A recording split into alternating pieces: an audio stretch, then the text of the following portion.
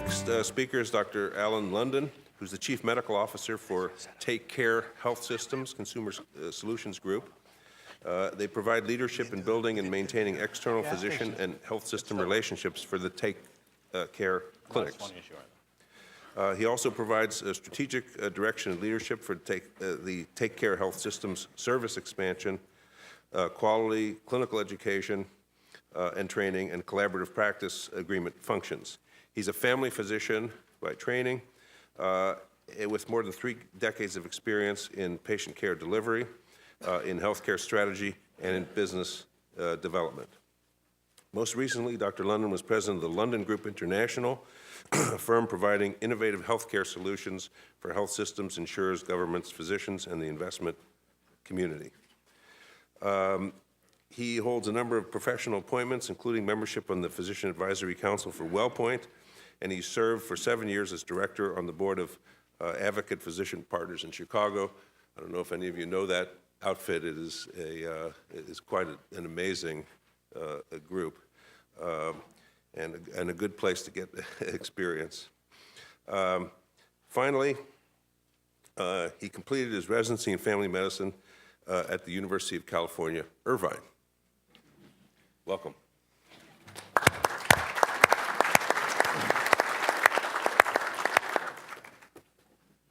Thank you so much. Pleasure to be back here 30 years later and see how healthcare has changed just a bit. If you were in California, though, 30 years ago, in the early 80s, you would have thought managing care, capitation, prepayment was going to sweep the country and stick, and 30 years later, we'd be much more sophisticated in delivering care than we are today. But as you know, it didn't. We didn't have the data we have today. So this is round 3 or 4 of evolution in delivery and financing of care. I'm very excited about it.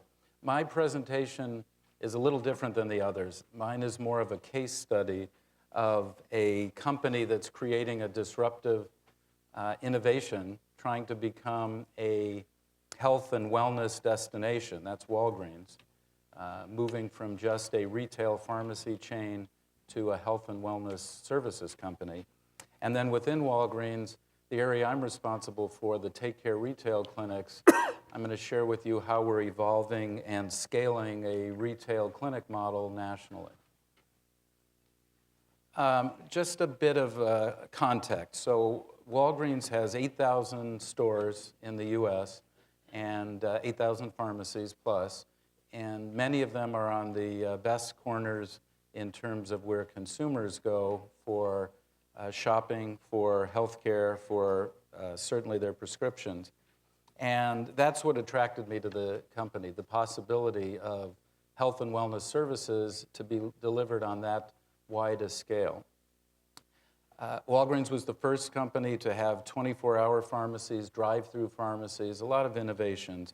What's interesting is 2/3 of the population live within 3 miles of a store, and actually 3/4 of the African American and Hispanic populations, so a higher percentage, live within a few miles of a Walgreens store. So it gives quite a bit of potential for all the interesting programs we're planning and implementing.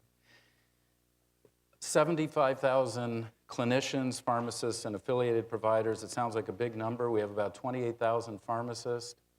In Take Care, 1,500 nurse practitioners. We have nurses delivering infusion and home care, pharmacy techs, and medical assistants. So it's a large workforce in terms of possibilities as well. We've slowly but surely, 10 years ago, you wouldn't get an immunization at a drugstore. Now we're the largest provider of immunizations in the country after the federal government.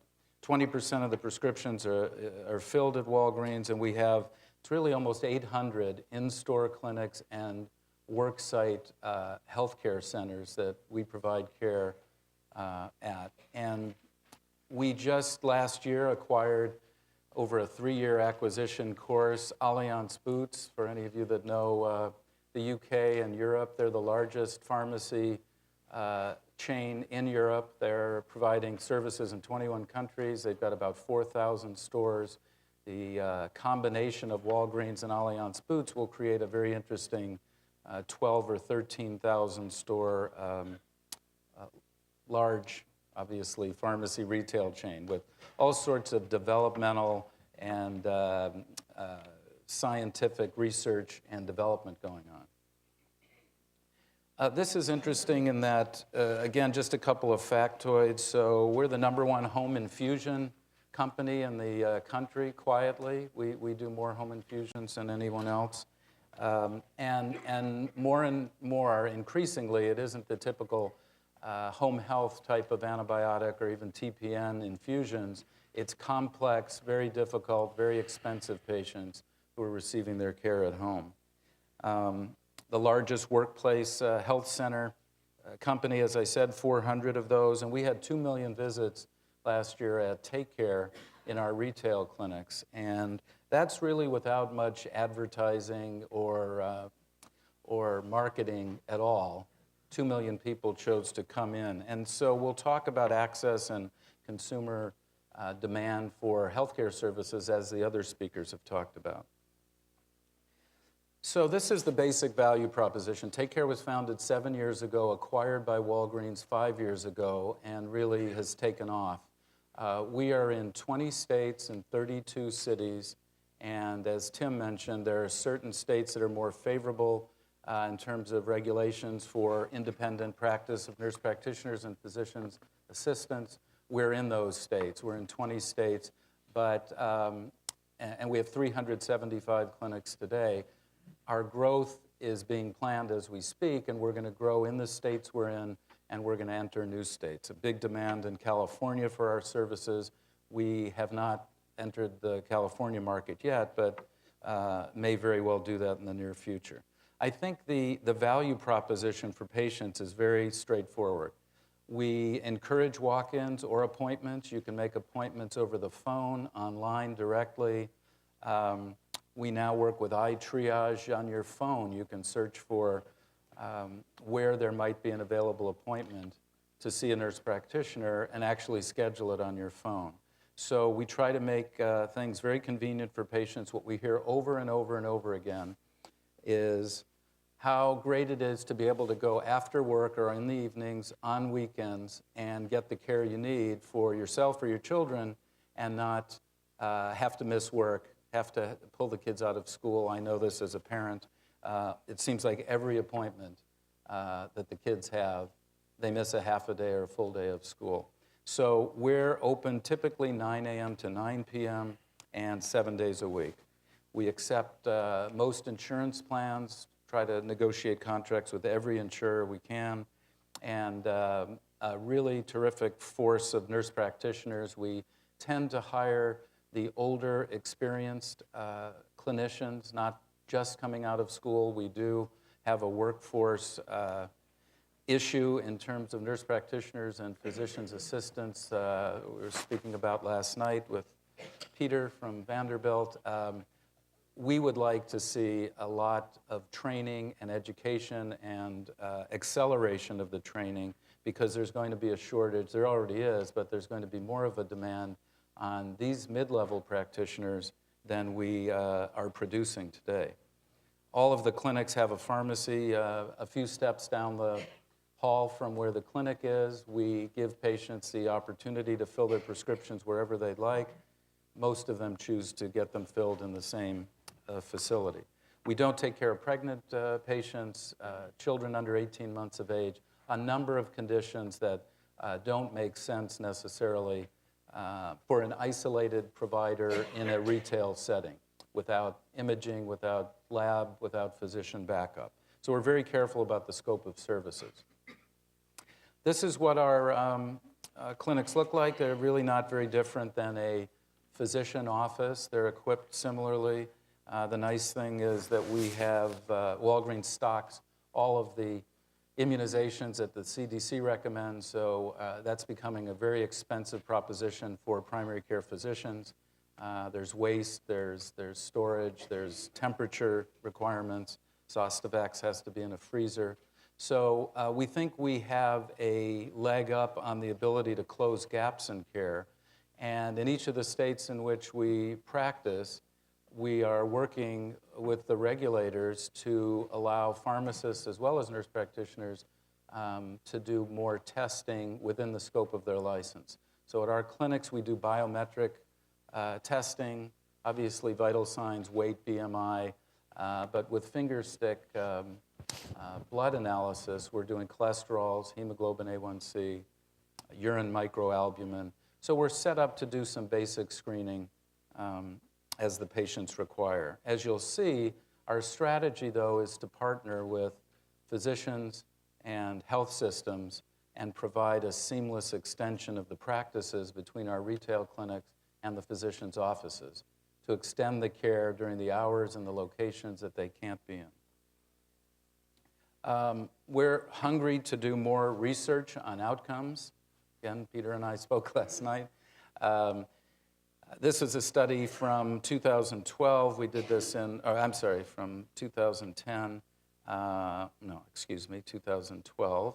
And we did it in partnership with Jefferson School of Medicine. And it's interesting because physicians who oppose the expansion of nurse practitioners taking on primary care services often complain that they prescribe more antibiotics, they use more prescription writing than physicians do. That's the exact opposite of what we've found.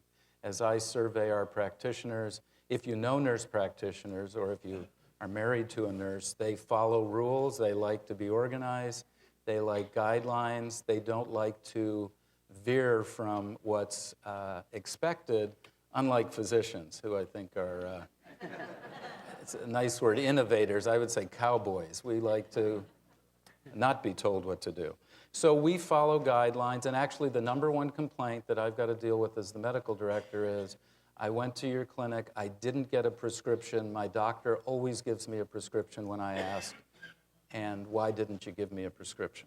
And you know, you only have so many hours in the day to explain to people why that isn't in their best interest if it appears to be a viral illness. But our practitioners try to do that. We spend 20 minutes on average per appointment, and I don't know, I've read all sorts of numbers from primary care practice. It's more like 7 or 8 minutes in busy primary care practices. So we hear a lot of good feedback about the teaching that goes on, the hand-holding, the listening, the skills of the nurse practitioners. So this is the strategy as we move forward. I enjoy my job because I get to travel to 31 cities and meet with health plans and hospital systems and physician groups and talk about innovative partnering and extending practices. So in many places in the country, unlike Southern California, you're still in largely a fee-for-service environment. So why would physicians want to partner with us? They don't necessarily, because every visit we see is a visit taken out of their office. But when you really get down to talking about access and service, and you think about patients don't necessarily get sick from 9 to 5, Monday through Friday, what are the physician choices? Tim talked earlier about the younger generation of physicians. I was in Las Vegas a few months ago and met at 5 different family practice offices, a 2-man group up to a 5-person group. I shouldn't say man. It was mostly females. It was very interesting. Every group, which is unheard of from my generation, every group turned their office phones over at 5 o'clock to an answering system that they didn't take call for their patients. They were not on call. So literally from the evening until the next morning, the answering service would say, your choice is to go to the emergency room if you think it's an emergency, or we open again at 9 in the morning. Very different than the mindset, I'm sure you're smiling over here, that we had.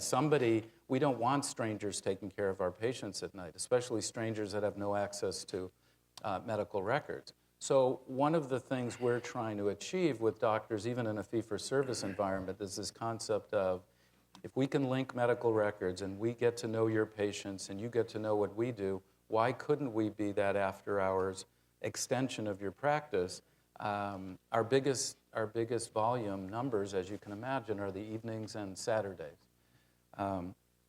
So that's the concept. Obviously, in an ACO, population management, Medicare Advantage, Medicaid managed care, all the different ways of shifting the risk and the reward of practicing efficiently to physicians, we think we make a lot of sense, and that's where a lot of our demand is coming from health plans and health systems that are acquiring physician practices, starting to realize their own employee population is filling up their emergency rooms and filling up their doctor practices, and in some cases not allowing new patients to get in. So we have some interesting challenges. There are EMTALA laws, as many of you know, that make it difficult for any triaging to be done in an emergency room, whereby patients can actually be easily and safely told to go to another site of care, even though those of us that have worked in hospitals knows there's a large percentage that walk in that do not need the emergency room. So we try to work with hospitals on their employees. We work with health plans on these populations, mostly with physicians. And anyone that says they've figured this out, how does a distant practitioner in a site away from a traditional medical site actually care for chronic disease patients with the physician community? If they tell you they've figured it out, they're not telling you the truth. This is new. This is innovative. This is disruptive. We will figure it out, and we're getting better and better at it every day. But our strategy, again, is to partner with the medical community, not really compete. A lot of the gaps that we close, we've begun in the last year focusing on HEDIS and STARS measures and what the plans are looking for. And we have all sorts of menus depending on whether it's a senior or a Medicaid patient, state by state, where we've developed exams specifically to close HEDIS and STARS gaps in care and get patients into care management programs much sooner than they might otherwise. Again, this just is intended to depict how we're trying to link with the primary care provider, our clinic, the health plan, and the patient.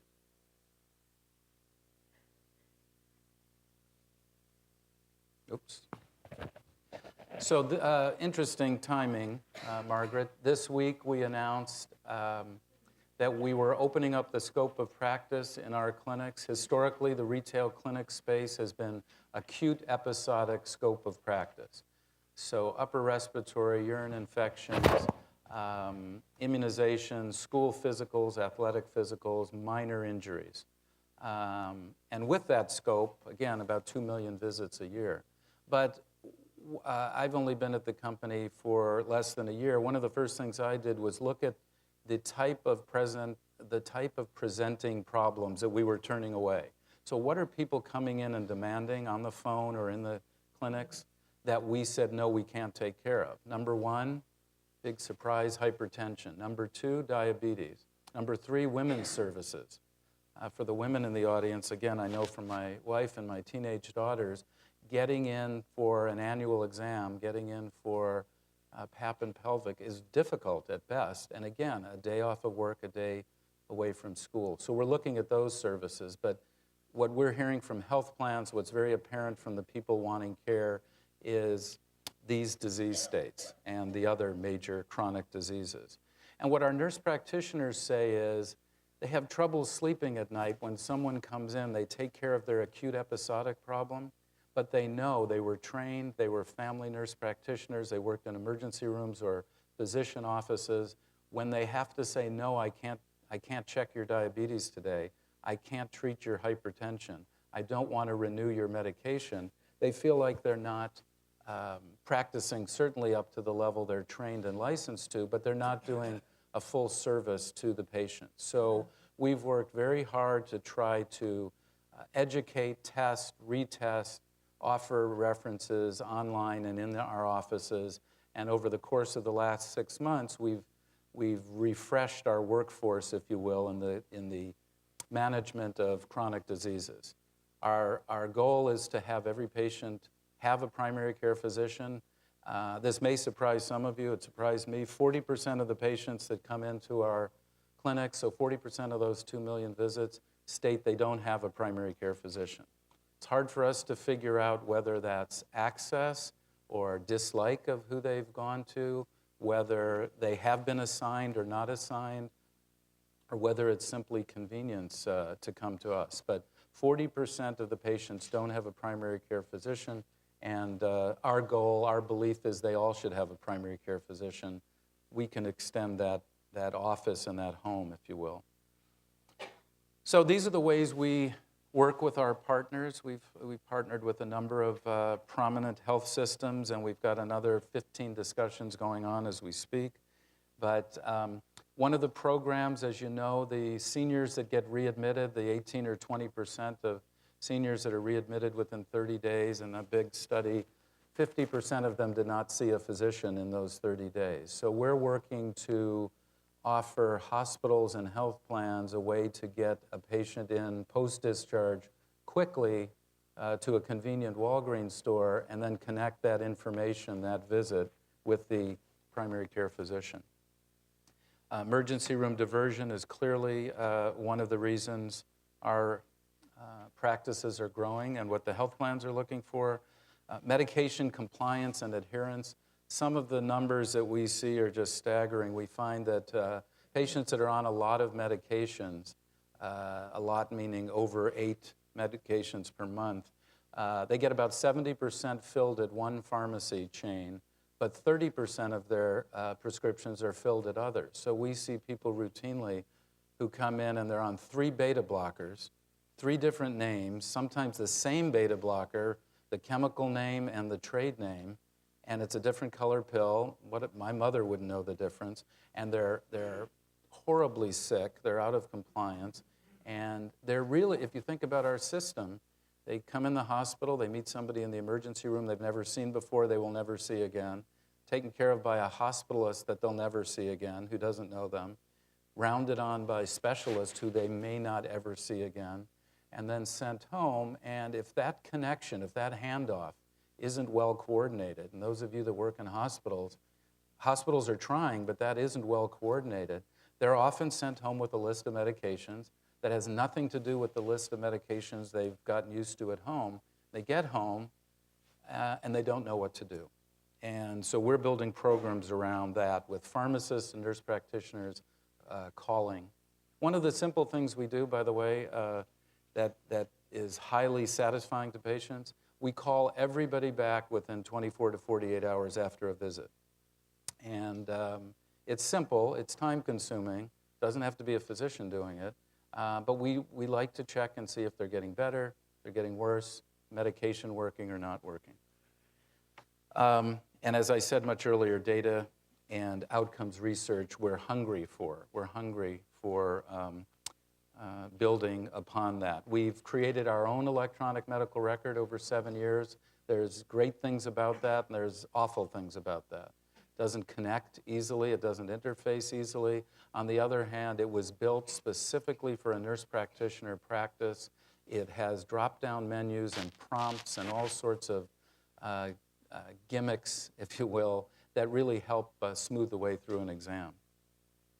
But leading into that, Walgreens is investing heavily, as everyone in this room is probably, in the future of connectivity and data transfer. And again, anyone that tells you they figured this out is also not telling you the truth. It seemed so much simpler a few years ago when I was at Advocate. We had a consulting company say and come in and present that it was just a matter of time and money for everyone to interface with everyone else.